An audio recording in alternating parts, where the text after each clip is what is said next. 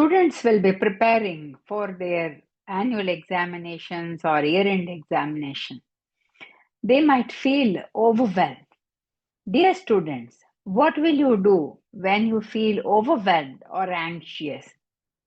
There is something called mindful observation.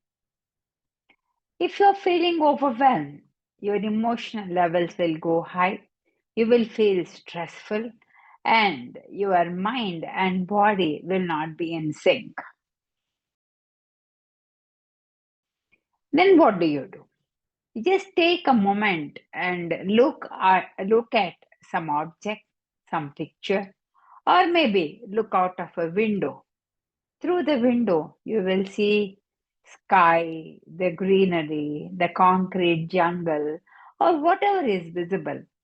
Observe the colors, the shapes around, the textures, and the moving objects in the sky, on the land.